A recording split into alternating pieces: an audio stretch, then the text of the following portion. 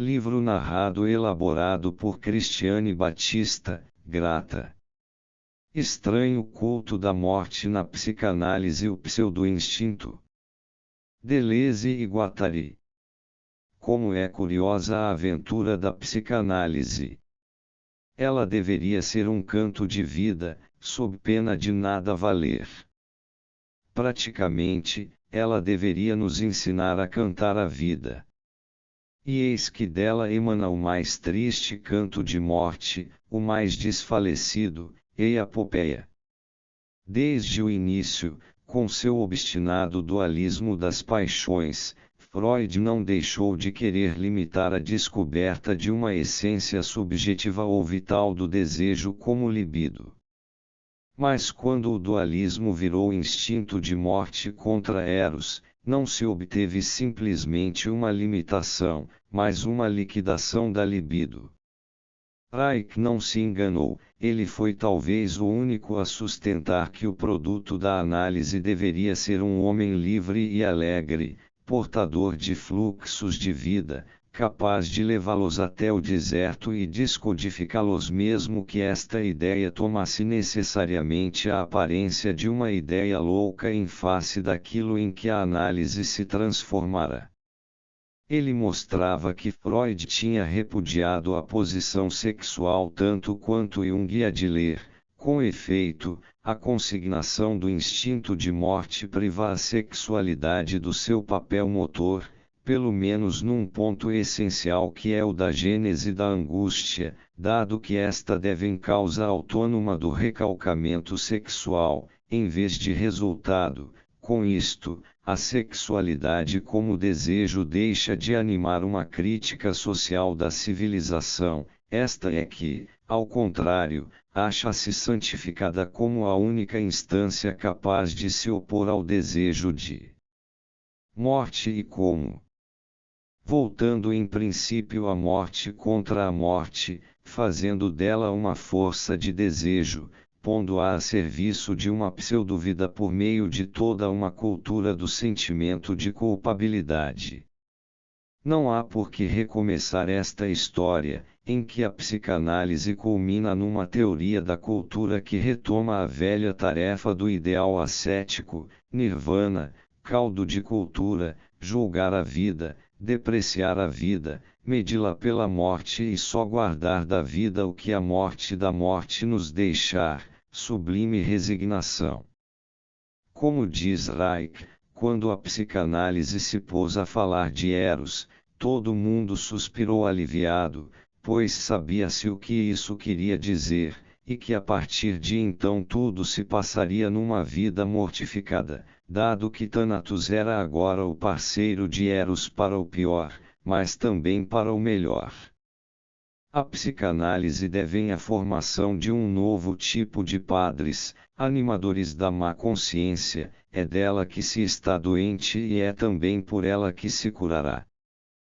Freud não escondia o que está verdadeiramente em questão com o instinto de morte. O que está em questão não é fato algum, mas somente um princípio, uma questão de princípio. O instinto de morte é puro silêncio, pura transcendência, não doável e não dado na experiência. Este ponto é bastante notável, é porque a morte, segundo Freud, não tem modelo e nem experiência, que ele próprio, Freud, faz dela um princípio transcendente. Assim, os psicanalistas que recusaram o instinto de morte, fizeram isto pelas mesmas razões que aqueles que o aceitaram. Uns diziam que não havia instinto de morte, visto que não havia modelo e nem experiência dele no inconsciente, enquanto outros diziam que havia um instinto de morte precisamente porque não havia modelo e nem experiência dele. Nós dizemos o contrário, não há instinto de morte porque há modelo e experiência da morte no inconsciente.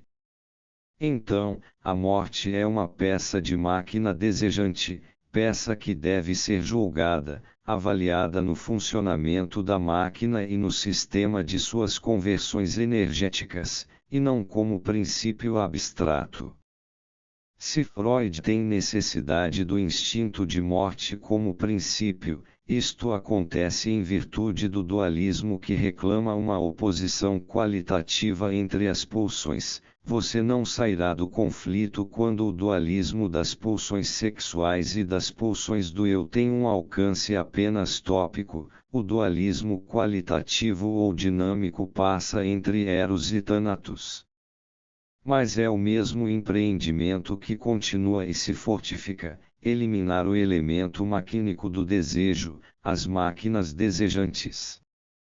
Trata-se de eliminar a libido, uma vez que ela implica a possibilidade de conversões energéticas na máquina, libido numen voluptas.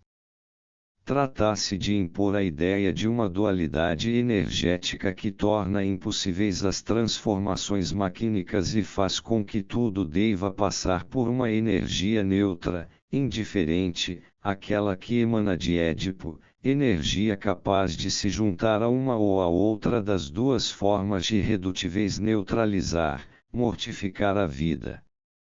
As dualidades tópica e dinâmica têm o objetivo de descartar o ponto de vista da multiplicidade funcional, o único econômico.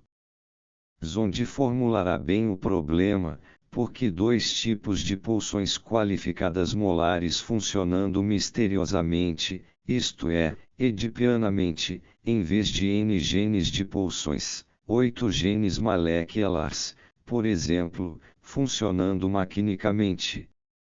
Se buscarmos nesta direção a razão última pela qual Freud erigiu um instinto de morte transcendente como princípio, nós a encontraremos na própria prática.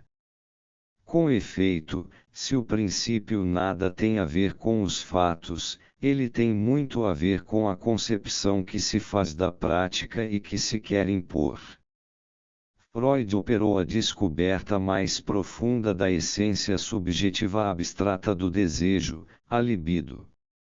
Mas como ele realienou essa essência, como a revestiu num sistema subjetivo de representação do eu, como ele a recodificou sobre a territorialidade residual de Édipo e sob o significante despótico da castração, então ele só podia conceber a essência da vida sob uma forma voltada contra si própria, sob forma da própria morte.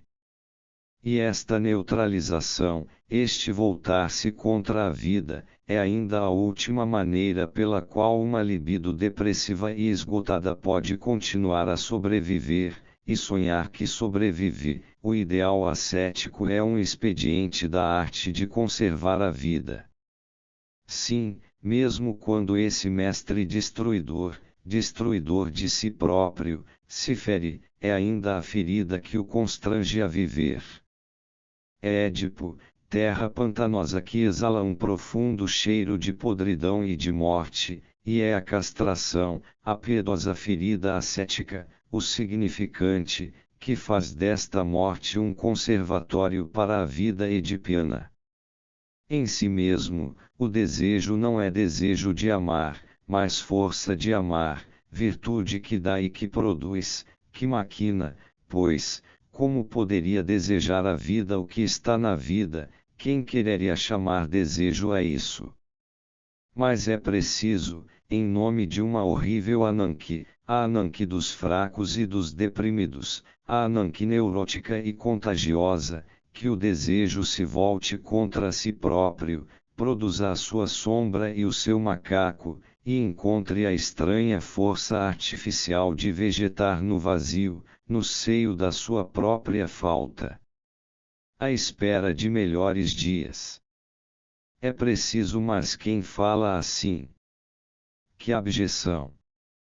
Que devenha desejo de ser amado e, pior ainda, desejo chorão de ter sido amado, desejo que renasce da sua própria frustração: não, papai e mamãe não me amou o suficiente. O desejo doente deita-se no divã, pântano artificial, pequena terra, mãezinha. Olhe, você não pode andar, vacila, já não sabe usar suas pernas, e a única causa disso é seu desejo de ser amado, um desejo sentimental e chorão que tira toda a firmeza dos seus joelhos. Porque, tal como há 2 estômagos para o ruminante, deve haver 2 abortos, 2 castrações para o desejo doente, primeiro, em família, na cena familiar, com a agulha de fazer tricô, depois, numa clínica de luxo ascetizada, na cena psicanalítica, com artistas especialistas que sabem manejar o instinto de morte e realizar com sucesso a castração, a frustração. Será este na verdade o bom procedimento para melhores dias. E todas as destruições operadas pela esquizoanálise não valerão mais do que este conservatório psicanalítico, não farão parte de uma tarefa mais afirmativa. Deite-se, pois, no sofá macio que o analista lhe oferece, e tente pensar em outra coisa. Se você se der conta de que o analista é um ser humano como você, com os aborrecimentos, defeitos, ambições, fraquezas e tudo mais, que ele não é depositário de uma sabedoria universal, igual código, mas um vagabundo como você, desterritorializado, talvez você deixe de vomitar suas águas de esgoto, por mais melodioso que isso ressoe em seus ouvidos. Talvez você se erga sobre suas 2 patas e se ponha a cantar com a voz com que Deus, Numen, lhe presenteou. Confessar-se, fingir, queixar-se, lamentar-se, tudo isto custa sempre caro. Cantar é grátis. E não somente grátis, a gente enriquece os outros, em vez de infectá-los. O mundo dos fantasmas é aquele que nunca acabamos de conquistar. É um mundo do passado, não do futuro. Ir adiante agarrado ao passado é arrastar consigo os grilhões do condenado. Ninguém entre nós deixa de ser culpado de um crime, o enorme crime de não viver plenamente a vida. Você não nasceu Édipo, fez com que Édipo crescesse em você, e acha que pode livrar-se dele pelo fantasma, pela castração, mas isto, por sua vez, é o que você fez crescer em Édipo, a saber, você mesmo, horrível círculo. Que vá à merda todo esse seu teatro mortífero, imaginário ou simbólico. Que pede a esquizoanálise. Nada além de um pouco de verdadeira relação com o fora, um pouco de realidade real. E reclamamos o direito a uma leveza e a uma incompetência radicais, o direito de entrar no consultório do analista e dizer que lá cheira mal. Cheira a grande morte e a euzinho. O próprio Freud explicitou bem o liame entre sua descoberta do instinto de morte e a guerra de 1914 a 1918, que permanece como modelo da guerra capitalista. De um modo geral, o instinto de morte celebra as núpcias da psicanálise com o capitalismo, antes dele, era um noivado ainda hesitante. O que tentamos mostrar a propósito do capitalismo é como ele herdava o significante despótico de uma instância transcendente mortífera, mas fazendo-a difundir-se por toda a imanência do seu próprio sistema, o corpo pleno, que deveio o corpo do capital-dinheiro, suprime a distinção entre a antiprodução e a produção, na reprodução imanente dos seus próprios e cada vez mais ampliados limites, axiomática, ele mistura em toda parte a antiprodução com as forças produtivas. Empreender a morte é uma das formas principais e específicas da absorção de mais-valia no capitalismo. É esse mesmo curso que a psicanálise reencontra e refaz com o instinto de morte, em sua transcendente distinção relativamente à vida, é tão somente um puro silêncio, mas não deixa de difundir-se através de todas as combinações imanentes que ele forma com essa mesma vida. E a morte imanente, difusa, absorvida, é precisamente o estado que o significante toma no capitalismo, a casa vazia que é deslocada por toda parte para barrar as escapadas esquizofrênicas e garrotear as fugas. O único mito moderno é o dos zumbis esquisos mortificados, bons para o trabalho, reconduzidos à razão. Neste sentido, o selvagem e o bárbaro, com suas maneiras de codificar a morte, são crianças em relação ao homem moderno e à sua axiomática. São necessários tantos desempregados, são necessários tantos mortos. A guerra da Argélia não mata mais do que os desastres de carro no fim de semana, a morte planificada em Bengala, etc. O homem moderno delira muito mais. Seu delírio é uma central com 13 telefones.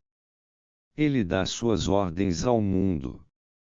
Ele não gosta das senhoras. É também valente.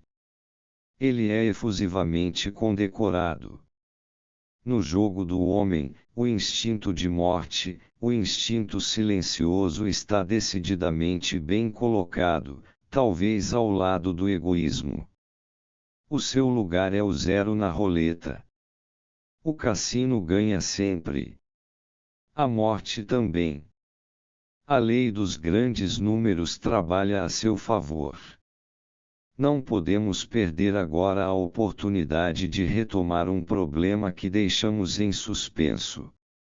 Considerando que o capitalismo trabalha sobre fluxos descodificados como tais, como é possível que ele esteja infinitamente mais longe da produção desejante do que os sistemas primitivos e até bárbaros que, todavia, codificam e sobrecodificam os fluxos?